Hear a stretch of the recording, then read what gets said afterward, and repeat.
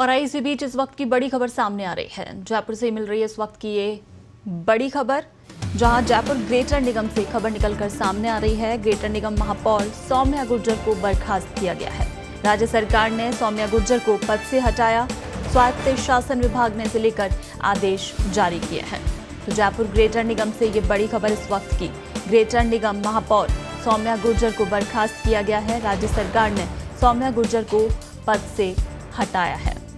स्वायत्त शासन विभाग ने इसे लेकर आदेश जारी किए हैं। तो ग्रेटर निगम महापौर सौम्या गुर्जर को बर्खास्त करते हुए राज्य सरकार ने उन्हें पद से हटा दिया है। उनकी बर्खास्तगी के आदेश जारी कर दिए गए हैं स्वायत्त शासन विभाग की तरफ से। जयपुर ग्रेटर निगम से बड़ी खबर। आपको बता दें कि ग्रेटर निगम की महापौर सौम्या गुर्जर, जिनका विवाद निकलकर सामने आया था उप महापौर के साथ, और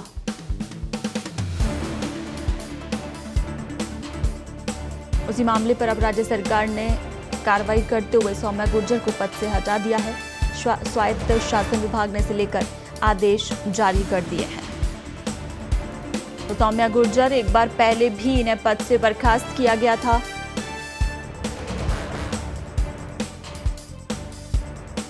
और मामला कोर्ट में चल रहा था, तब सौम्या गुर्जर ने एक बार फिर से पद संभाला था। और अब कोर्ट से एक बार फिर झटका लगने के बाद राज्य सरकार इस पर स्वतंत्र थी कार्रवाई के लिए, जिस पर सौम्या गुर्जर को कार्रवाई करते हुए पद से हटाया गया है। स्वायत्त शासन विभाग ने आदेश जारी किए हैं इसे लेकर।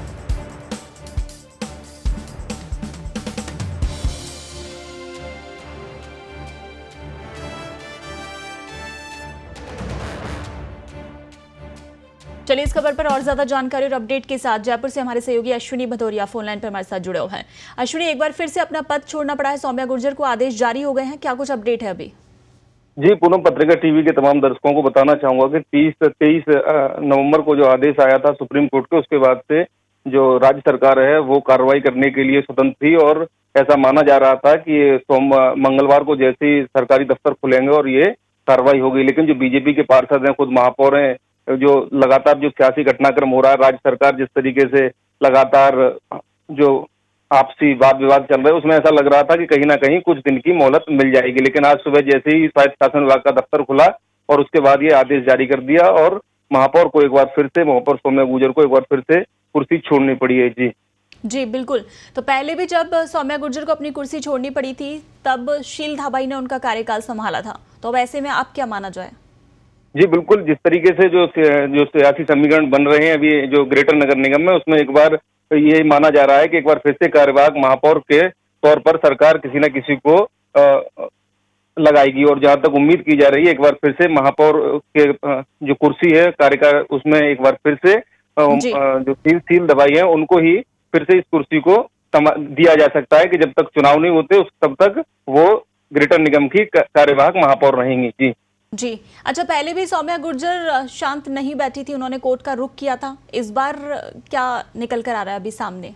जी, जिस तरीके से जो बातचीत हुई, अधिकारियों से जो बातचीत हुई, इसमें ये सामने आया है कि जो अभी जो कार्यवाहक महापौर है उनकी कुर्सी सील दवाई को जहां तक है वो दे दी जाएगी। और जो चुनाव है वो चुनाव की तारीख जल्दी डिक्लेयर करके चुनाव कराएगी सरकार, ताकि जब आगे मतलब जो सौम्या गुर्जर है वो हाई कोर्ट या सुप्रीम कोर्ट का दरवाजा खटखटाते हैं, उसके बाद कोई फैसला आता है तो सरकार के पास ये कहने के लिए होगा कि अब हम इस मामले को खत्म कर चुके हैं और चुनाव करा चुके हैं और महापौर ये है। तो कहीं ना कहीं सरकार भी इसमें जल्दबाजी दिखाएगी और जल्दी ही चुनाव की तारीखों का ऐलान अगले इसी सप्ताह में किया जा सकता है। जी अच्छा, मेयर सौम्या गुर्जर की बात करें तो उनके पास अब सिर्फ हाईकोर्ट जाने का ही विकल्प बचा है।